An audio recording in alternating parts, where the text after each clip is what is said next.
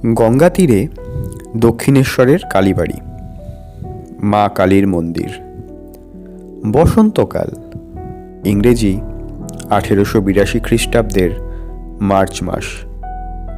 ঠাকুরের জন্মোৎসবের কয়েকদিন পরে শ্রীযুক্ত কেশব সেন ও শ্রীযুক্ত জোসেফ কুক সঙ্গে 23শে ফেব্রুয়ারি বৃহস্পতিবার ঠাকুর স্টিমারে বেরিয়েছিলেন। তারই কয়েকদিন পরে সন্ধ্যা হয় ঠাকুর শ্রীরামকৃষ্ণের ঘরে মাস্টার এসে উপস্থিত। এই প্রথম দর্শন।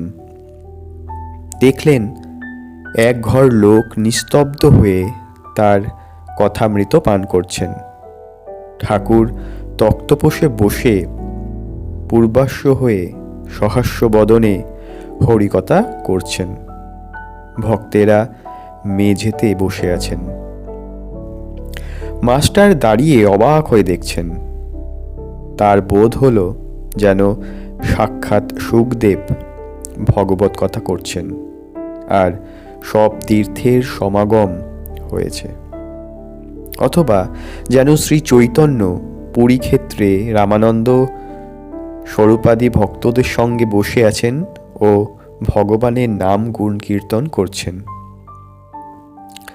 ঠাকুর বলছেন, যখন একবার হরি বা একবার রাম নাম করলে রোমাঞ্চ হয়, অশ্রুপাত হয়, তখন নিশ্চয়ই যেন যে সন্ধ্যাদি কর্ম আর করতে হবে না। তখন কর্মত্যাগের অধিকার হয়েছে। কর্ম আপনা আপনি ত্যাগ হয়ে যাচ্ছে। তখন কেবল রাম নাম কি হরি নাম কি শুদ্ধ ওমকার জপলেই হলো। আবার বললেন, সন্ধ্যা গায়ত্রীতে লয় হয়, গায়ত্রী আবার ওমকারে লয় হয়। মাস্টার সিধুর সঙ্গে বরাহনগরে এ বাগান ও বাগান বেড়াতে বেড়াতে এখানে এসে পড়েছেন। আজ রবিবার, অবসর আছে, তাই বেড়াতে এসেছেন। শ্রীযুক্ত প্রসন্ন বাণুজ্যের বাগানে কিছুক্ষণ পূর্বে বেড়াচ্ছিলেন। তখন সিধু বলল, গঙ্গার ধারে একটি চমৎকার বাগান আছে, সে বাগানটি কি দেখতে যাবেন? সেখানে একজন পরম হংস আছেন। বাগানে সদর ফটক দিয়ে ঢুকে মাস্টার ও সিধু ঠাকুর শ্রীরামকৃষ্ণের ঘরে আসলেন। মাস্টার অবাক হয়ে দেখতে দেখতে ভাবছেন, আহা, কি সুন্দর স্থান, কি সুন্দর মানুষ, কি সুন্দর কথা। এখান থেকে নড়তে ইচ্ছে করছে না। সিধুর সঙ্গে ঘরের বাইরে আসতে না আসতে আরতির মধুর শব্দ হতে লাগলো। কাঁসর, ঘণ্টা, খোল, করতাল বেজে উঠল। বাগানের দক্ষিণ সীমান্ত থেকে নহবতের মধুর শব্দ আসতে লাগলো। সেই শব্দ ভাগীরথীর বুকে যেন ভ্রমণ করতে করতে অতি দূরে গিয়ে কোথায় মিশে যাচ্ছে। মন্দ মন্দ কুসুম গন্ধবাহী বসন্তা নীল সবে জ্যোৎস্না উঠেছে।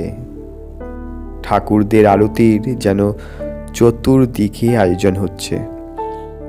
মাস্টার দ্বাদশ শিব মন্দিরে, শ্রী শ্রী রাধাকান্তের মন্দিরে ও শ্রী ভবতারিণীর মন্দিরে আরতি দর্শন করে পরম প্রীতিলাভ করলেন। সিধু বললেন, এটি রাসমণির দেবালয়, এখানে নিত্য সেবা, অনেক অতিথি কাঙাল আসে। কথা বলতে বলতে ভবতারিণীর মন্দির থেকে পাকা উঠোনের মধ্যে দিয়ে চলতে চলতে দুজনে আবার ঠাকুর শ্রীরামকৃষ্ণের ঘরের সামনে এসে পড়লেন। এবার দেখলেন ঘরের দরজা বন্ধ। এইমাত্র ধুনো দেওয়া হয়েছে। মাস্টার ইংরেজি পড়েছেন, ঘরে হঠাৎ প্রবেশ করতে পারলেন না। দ্বার দেশে বিন্দে দাঁড়িয়েছিল। জিজ্ঞেস করলেন, হ্যাঁ গা, সাধুটি কি এখন এর ভেতরে আছেন? বিন্দে বলল, হ্যাঁ, এই ঘরের ভেতরে আছেন। মাস্টার জিজ্ঞেস করলেন, ইনি এখানে কতদিন আছেন? বিন্দে বলল, তা অনেক দিন আছেন। মাস্টার আবার জিজ্ঞেস করলেন, আচ্ছা, ইনি কি খুব বইটই পড়েন? বিন্দে বলল, আর বাবা বইটই, ও সব ওর মুখে। মাস্টার সব পড়াশোনা করে এসেছেন। ঠাকুর শ্রীরামকৃষ্ণ বই পড়েন না শুনে আরও অবাক হলেন। মাস্টার জিজ্ঞেস করলেন, আচ্ছা, ইনি বুঝি এখন সন্ধে করবেন? আমরা কি এ ঘরের ভিতর যেতে পারি? তুমি একবার খবর দেবে? বৃন্দে বলল, তোমরা যাও না বাবা, গিয়ে ঘরে বসো। তখন তারা ঘরে প্রবেশ করে দেখেন ঘরে আর অন্য কেউ নেই। ঠাকুর শ্রীরামকৃষ্ণ ঘরে একা তক্তপোষের ওপর বসে আছেন। ঘরে ধুনো দেওয়া হয়েছে এবং সমস্ত দরজা বন্ধ। মাস্টার প্রবেশ করেই বদনাঞ্জলি হয়ে প্রণাম করলেন। ঠাকুর শ্রীরামকৃষ্ণ বসতে অনুজ্ঞা করলে তিনিও সিধু মেঝেতে বসলেন। ঠাকুর জিজ্ঞেস করলেন, কোথায় থাকো, কি করো, বরাহনগরে কি করতে এসেছো? মাস্টার সমস্ত পরিচয় দিলেন, কিন্তু দেখতে লাগলেন যে ঠাকুর মাঝে মাঝে যেন অন্যমনস্ক হচ্ছেন। পরে শুনলেন এরকম যেমন হয় তার নাম হলো ভাব। যেমন কেহ ছিপ হাতে মাছ ধরতে বসেছেন, মাছ এসে টোপ খেতে থাকলে ফাতনা যখন নড়ে, সেই ব্যক্তি যেমন শশব্যস্ত হয়ে ছিপ হাতে করে ফাতনার দিকে এক দৃষ্টে এক মনে চেয়ে থাকে, কারোর সঙ্গে কথা বলে না, এ ঠিক সেই রূপ ভাব। পরে শুনলেন ও দেখলেন ঠাকুরের সন্ধ্যের পর এইরূপ ভাবান্তর হয়। কখনো কখনো তিনি একেবারে বাক শূন্য হন। মাস্টার জিজ্ঞেস করলেন, আপনি এখন সন্ধ্যা করবেন, তবে এখন আমরা আসি? শ্রীরামকৃষ্ণ তখনও ভাবগ্রস্ত। উনি বললেন, না, সন্ধ্যা তা এমন কিছু নয়। আর কিছু কথাবার্তা পর মাস্টার প্রণাম করে বিদায় গ্রহণ করলেন। ঠাকুর বললেন, আবার এসো। মাস্টার ফিরবার সময় ভাবতে লাগলেন, এ সৌম্য কে, যার কাছে ফিরে যেতে ইচ্ছে করছে? বই না পড়লে কি মানুষ মহৎ হয়? কি আশ্চর্য, আবার আসতে ইচ্ছে করছে। ইনিও বলেছেন, আবার এসো, কাল কি পরশু সকালে আসব। দ্বিতীয় দর্শন বেলা 8টায়। ঠাকুর তখন কামাতে যাচ্ছেন। এখনো একটু শীত আছে, তাই তার গায়ে মেলেস্কিনের র্যাপারের কিনারা শালু দিয়ে মোড়া। মাস্টারকে দেখে বললেন, তুমি এসেছো? আচ্ছা, এখানে বসো। একথা দক্ষিণ পূর্ব বারান্দায় হচ্ছিল। নাপিত উপস্থিত। সেই বারান্দায় ঠাকুর কামাতে বসলেন ও মাঝে মাঝে মাস্টারের সঙ্গে কথা বলতে লাগলেন। গায়ে ঐরূপ র্যাপার, পায়ে চটি জুতো, সহাস্য বদন। কথা বলবার সময় কেবল একটু তোতলা। শ্রীরামকৃষ্ণ মাস্টারকে বললেন, হ্যাঁ গা, তোমার বাড়ি কোথায়? মাস্টারমশাই বললেন, আগে কলকাতায়। ঠাকুর বললেন, এখানে কোথায় এসেছো?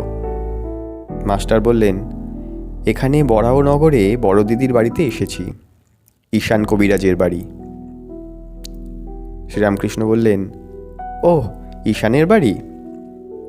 আচ্ছা, হ্যাঁ গা, কেশব কেমন আছে? বড় অসুখ হয়েছিল। মাস্টার বললেন, আমিও শুনেছিলাম বটে, এখন বোধহয় ভালো আছেন। ঠাকুর বললেন, আমি আবার কেশবের জন্য মার কাছে ডাব চিনি মেনেছিলুম। শেষ রাতে ঘুম ভেঙে যেত, আর মার কাছে কাঁদতুম, বলতুম, মা, কেশবের অসুখ ভালো করে দাও। কেশব না থাকলে আমি কলকাতায় গেলে কার সঙ্গে কথা কব? তাই ডাব চিনি মেনেছিলুম। হ্যাঁ গা, কুক সাহেব নাকি একজন এসেছেন, সে নাকি লেকচার দিচ্ছে।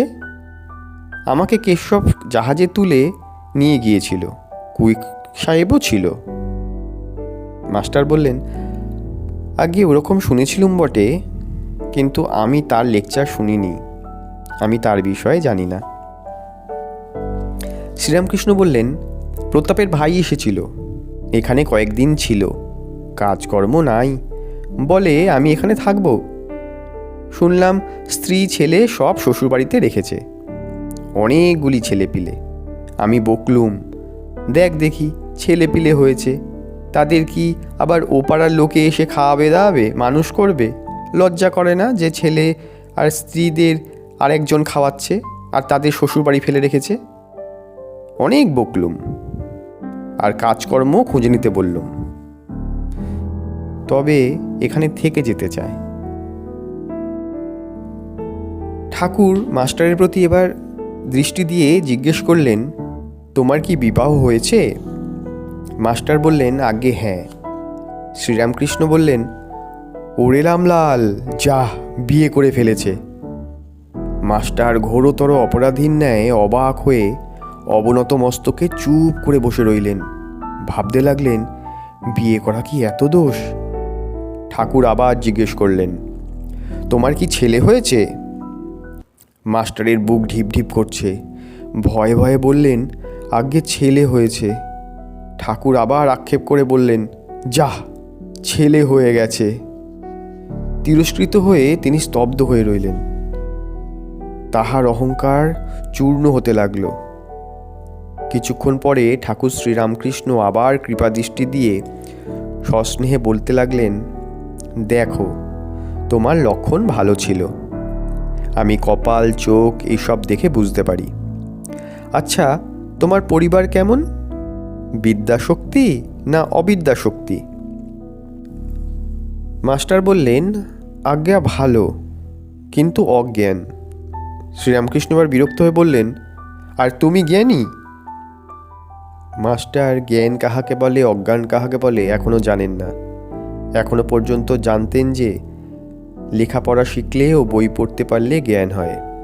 এই ভ্রম পরে দূর হয়েছিল। তখন শুনলেন যে ঈশ্বরকে জানার নাম জ্ঞান, ঈশ্বরকে না জানার নামই অজ্ঞান। ঠাকুর বললেন, তুমি কি জ্ঞানী? মাস্টারের অহংকারে আবার বিশেষ আঘাত লাগল। শ্রীরামকৃষ্ণ বললেন, আচ্ছা, তোমার সাকারে বিশ্বাস না নিরাকারে? মাস্টার অবাক হয়ে ভাবতে লাগলেন, সাকারে বিশ্বাস থাকলে কি নিরাকারে বিশ্বাস হয়? ঈশ্বর নিরাকার এই বিশ্বাস থাকলে ঈশ্বর সাকার এই বিশ্বাস কি হতে পারে? বিরুদ্ধ অবস্থা দুটোই কি সত্য হতে পারে? সাদা জিনিস দুধ, এই দুধ কি আবার কালো হতে পারে? মাস্টার বললেন, আজ্ঞে নিরাকার, আমার এইটে ভালো লাগে।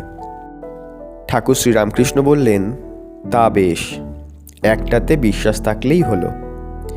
নিরাকারে বিশ্বাস তা তো ভালোই, তবে এই বুদ্ধি করো না যে একটি কেবল সত্য আর সব মিথ্যে।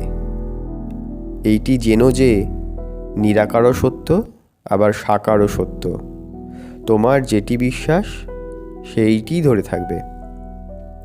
মাস্টার দুই সত্য এই কথা বারবার শুনিয়ে অবাক হয়ে রইলেন।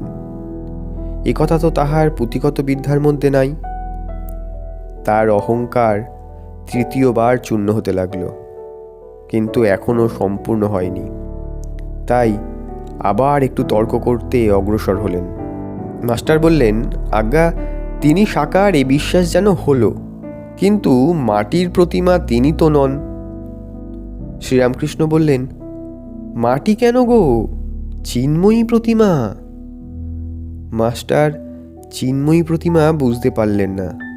বললেন, আচ্ছা, যারা মাটির প্রতিমা পুজো করে তাদের তো বুঝিয়ে দেওয়া উচিত যে মাটির প্রতিমা ঈশ্বর নয়, আর প্রতিমার সম্মুখে ঈশ্বরকে উদ্দেশ্য করে পুজো করা উচিত। ঠাকুর শ্রীরামকৃষ্ণ এবার একটু বিরক্ত হলেন। তোমাদের কলকাতার লোকের ওই এক, কেবল লেকচার দেওয়া আর বুঝিয়ে দেওয়া। আপনাকে কে বোঝায় তার ঠিক নেই, তুমি বুঝাবার কে? যার জগৎ তিনি বুঝাবেন।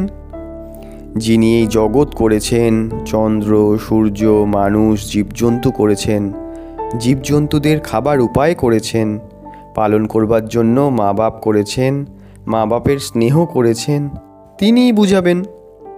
তিনি এত উপায় করেছেন, আর এই উপায় করবেন না? যদি বুঝাবার দরকার হয় তিনিই বুঝাবেন। তিনি তো অন্তর্যামী।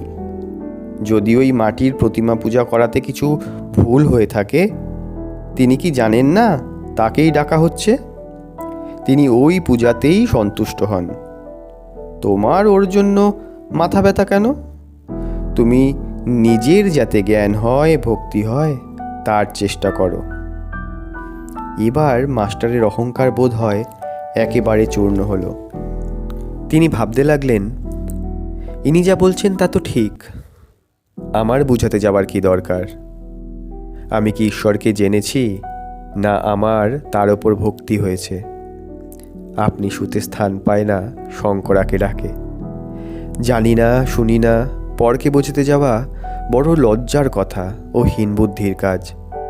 এ কি অঙ্কশাস্ত্র, না ইতিহাস, না সাহিত্য যে পরকে বোঝাবো? এই যে ঈশ্বর তত্ত্ব, ইনি যা বলছেন মনে বেশ লাগছে। ঠাকুরের সাথে তার এই প্রথম ও শেষ তর্ক। ঠাকুর শ্রী রামকৃষ্ণ বললেন, তুমি মাটির প্রতিমা পূজা বলছিলে। যদি মাটিরই হয়, সে পূজাতে প্রয়োজন আছে। নানান রকম পূজা ঈশ্বরই আয়োজন করেছেন। যার জগৎ তিনি এসব করেছেন অধিকারী ভেদে। যার যা পেটে সয়, মা সেইরূপ খাবার বন্দোবস্ত করেন। এক মার 5 ছেলে, বাড়িতে মাছ এসেছে। মা মাছের নানা রকম ব্যঞ্জন করেছেন। যার যা পেটে সয়, কারোর জন্য মাছের পোলোয়া, কারোর জন্য মাছের অম্বল, মাছের চচ্চড়ি, মাছ ভাজা, এই সব করেছেন। যেটি যার ভালো লাগে, যেটি যার পেটে সয়, বুঝলে?